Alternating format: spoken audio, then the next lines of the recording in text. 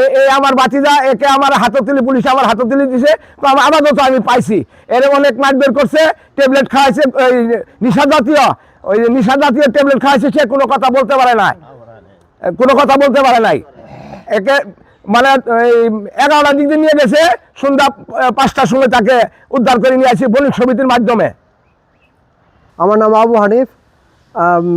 আমাকে যেদিন এই ঘটনার পর আমি রাস্তাতে যাওয়ার পরে আমাকে গম্ভীরের ছেলে আর হৈবরের ছেলে, তার নাম হলো রুকন, লিটন, রেজাউল আর হলো জাকির, আর তার সাথে থেকে আমদ থাকার পর আমাকে অপসারণ করে হুকামাকারে বাড়ি পার হওয়ার পর আমাকে অটো থেকে নিয়ে যায়। তারা যখন আমাদের অটো সিগন্যাল দেওয়ার পর আমি করি, আমি বলছি যে তুমি আমাকে সিগন্যাল দিলে কেন, আমি ব্যবসার কাজে যাইতেছি। তখন বলছে যে তোর সমস্যা আছে, তোকে আমি আমার বাড়িতে নিয়ে যাবো। কথা বলার সাথে সাথে আমার একটা মুখের ভিতরে চরমভাবে একটা থাপ্পড় মারে, আমি অজ্ঞান হয়ে যাই।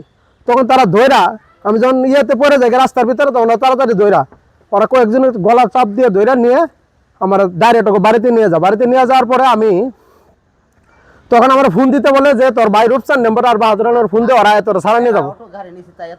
তখন আমি ফোন দিতেছি, ফোন দেওয়ার পরে ফোন ওরা ধরে না ধরার পরে আমার একটা বাঁশ দিয়ে চরমভাবে আঘাত করে আমি তখন অজ্ঞান হয়ে মাটিতে পড়ার পরে ওর ওয়াইফ তখন আমার পানি ডালে ফ্রিজের পানি করার পর আমার অজ্ঞান, যখন আমি জ্ঞান ফিরে আসে তখন আমার কিছু খাইতে দেয়, আমি খাই না, খাওয়ার পর অনেক জোর করে খাওয়ার পর আমার একটা ট্যাবলেট খাওয়াই দেয়। একটা ট্যাবলেট খাওয়ার পর আমার আর কোনো থাকে না, তখন আমি ঘুমায় যাই। ঘুমানোর পরে আমার 1 ঘন্টার পরেই ডাক দিয়ে আনে যে চলো তোমার নিয়ে জ্বর কাছে যাম। এই এজামলে মিথ্যা কথা বলে আমার জ্বর কাছের কথা বলে আরেক বাড়িতে নিয়ে যায়। নিয়ে যাওয়ার পর 1 ঘন্টা রাখে, আমি ওখানে যাওয়ার পর ঘুমাই যাই। আবার আমার উঠায় নিয়ে বণিক সমিতির লোক আর এজাউল যায় বলে তোমাকে দিয়েছে। তো বণিক সমিতি আসার পরে তখন আমি জানি না যে আমার পুলিশে করছে। তখন ওই আমার চাচার কাছে বণিক সমিতির লোক সবাই বুঝিয়ে দেয়।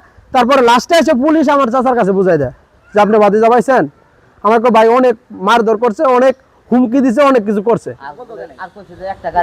আর একটা গাড়ি নিছি, আরো গাড়ি নিবো, আর তোর গাড়ি রাস্তায় ছিল, আমার কিন্তু বড় একটা ট্রাক আছে, আমার ট্রাকের বড় হুমকি দিছে। কালকে আমার ড্রাইভারে বলছে তোর গাড়ি খুলে বিক্রি করুন, এভাবে কথা বলছে। আমি এই এলাকারই সন্তান, আমি সাধারণ একটা মানুষ। আমি একটা অটো কিনি, কোনো মতন জীবনযাপন করি। এটা আপনার এই দোকানের শর্তে এই ঝগড়ার কারণে আমার গাড়িটা আমার এই জেঠতো ভাই নুর ইসলাম মিয়া, তার ছেলে লিটন,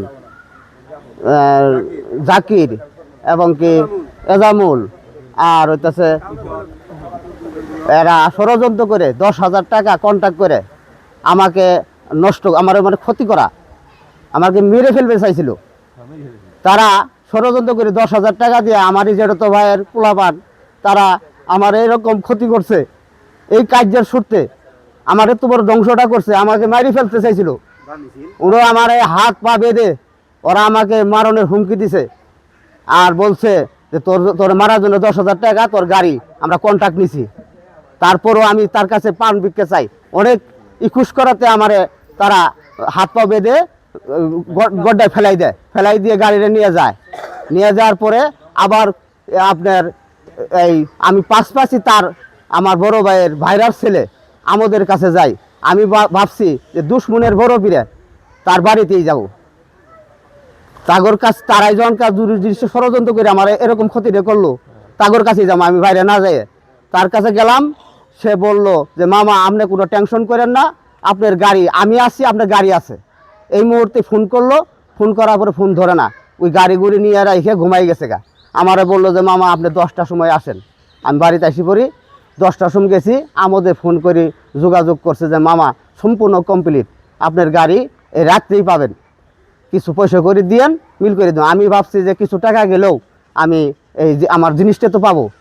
আমি অনেক চেষ্টা করছি, তারপরে হ্যাঁ টাকাও নিছিল। পরে আপনার বললো যে মামা বৃহস্পতিবারের দিন আমার নির্বাচনে পরে আপনি গাড়ি পাবেন। এই বেশি করতে করতে আমার জিডি করে দেয় নাই, কারোর বলতেও দেয় নাই। আমারে আস্তে আস্তে দিনে দিনে গাড়িটা একবার কই যে মামা ব্যাটারি বেশি লাগছে, আমরা চাঙ্গারিটা আছে, আমরা চাঙ্গারি, আমি বললাম চাঙ্গারিটি দাও। অনেক রিকোয়েস্ট করার পরে 20-25 হাজার টাকা কন্ট্রাক্ট, 25,000 টাকাও দিছি। দেওয়ার পরে আপনার আজ দেয় কাল দেয়, এখন দিতেছে, 1 ঘন্টা পরে দিতেছে।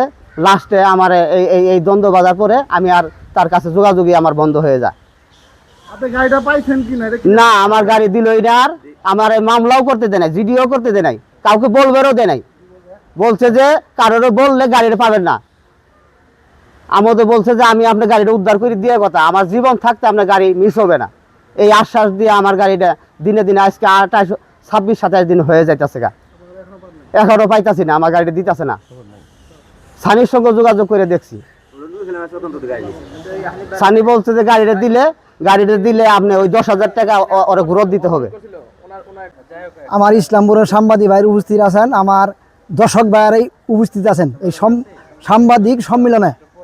যাই হোক, আমার এই যখন এমপি মহোদয় পাশ করার পরে আমার চাচা বাহাদুর আলম এই আস্থা নিয়ে আমার দর্শক অনেক কষ্ট করার পর আমি রিকোয়েস্ট করছি যে এই আস্থাটা এমপির কাছে তুমি যে কোনো ফান্ডেই তুমি এরা এই বিএমপির একটা নেতা, এই আস্থাটা তোমার আনতে হবে।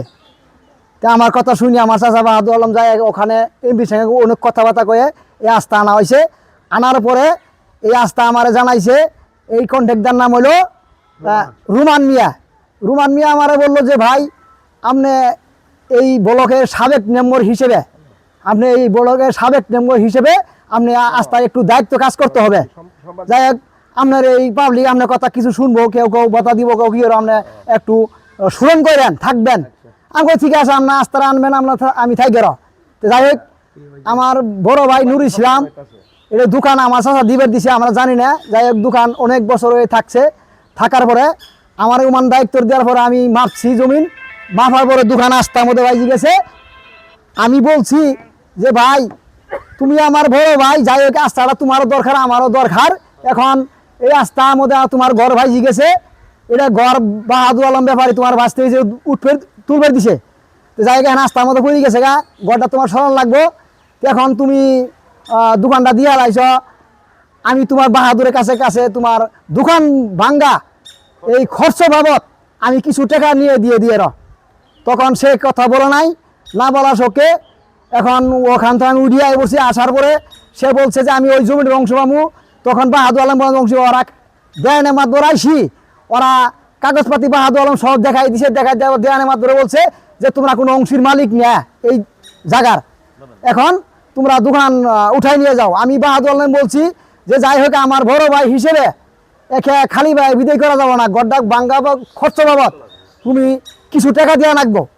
সে আমার কথা মাইনি, আমি 30,000 টাকা নিয়ে আমি সেটা 30,000 টাকা আর আমার গাড়িতে আমি 1,1200 টাকা দিছি, 31,200 টাকা দিয়ে যে গড়টা তুই ভাঙ্গি সরাই নিয়ে যাবা, তোমার খরচ বাবদ দিয়ে দিলাম, কামলা খরচ 1200 টাকা আমি দিয়ে দিছি, নাগলে তুমি আমার বলবা আমি দিমু। যাই হোক, সে কিন্তু কথা মানা না মানা পক্ষে আমি বলছি যে আস্তে ঘর ভাঙবো না, কে যে ঘর আমি ভাঙবো না, তোরা ভাঙলে যে পারস তোরা ভাঙি দিস, আমি তো ঘর ভাঙবো না। অনেক জোরাজুরি, ওর 3টে ছেলে আর একটা বাঁচতে অনেক কথাবার্তা, জব করবো দাও বানা এই সেই, ওই ঘর আমার যে জিল্লে ভাই বাঁচতে আছে যে মেম্বর গা তুমি কি করলা। আমি বলছি যে শুনোই আমার ভাই নুর ইসলাম আমার ভাই, আমার 3টে 4টে ওরা আমার বাঁচতে। যাই হোক, এই ঘর ভাঙবে গেলে আমার মানে অভিজ্ঞতা ঘাটতি হয়, আমি এই এলাকার সাবেক মেম্বার, আমার একটা দায়িত্ব আছে, ও বাঁচতে ঘর বাঁচতে ঘর ভাঙা যাবো না। তারপরে আমি এমপির মাধ্যমে বাহাদুর আলম বললাম যে তোমরা আল্লাহ প্রশাসনের মাধ্যমে কাজ করা, এটা মারামারি করা যাবে না, আমরা নিজেদের মধ্যেই। তখন আমরা বাহাদুর আলম বললাম, বাহাদুর আলম বললো যে তাহলে আমি এমপির সঙ্গে কথা বলি। এমপি আমাকে আঙ্গকে ডাক দিল যে কারা কারা বাধা দিছে সেই লোকগুলো ডাকো। পরে ওরা ডাকার পরে আমরা গেলাম, যাওয়ার পরে ওরা রাজি হলো যে 7 দিনের মধ্যে আমরা ঘর বাড়ি ভাঙি সরাই নিয়ে যাবো গা। তো আমি তখন আমার এমপি মহোদয় দায়িত্ব দিল যে তুমি হতে থাকবা। যাই হোক, আইসিআরি ওরা আমগরে আরও জোরাজুরি, যাই হোক আমরা কুড়াইতে পারি নাই, তার কারণে এখানে এর মধ্যে আসি। সেদিনকে কন্ট্রাক্টর আইসে ওই বাড়ির ঘরটা ভাঙিয়ে দিছে, গাছগুলো কাটিয়ে দিছে। সেরা বলছে যে এই আস্থা কোনো থেকে আমরা করতে দিব না। তখন আমি বলছি যে তোরা যখন করবে দিবে তারা এখানকে আস্থা কেভাবে হবে। তখন ওর ছোট ভাই হইবর আলী আর ওর বাঁচতে আসিল জাকির আলম, এই জাকির আরো পাবলিক দর্শক দিয়ে এই ঘর সরাই দিছে। এটা আমি তখন আসিলাম না, আমি সঙ্গে বাড়িতে আই, আমার মানুষের নিয়ে বলছে আমি বাড়িতে আসি, আমি ওখানে আসিলাম না। ঘর ওরা সঙ্গে থাকি ঘর ভাঙি সরাই দিছে।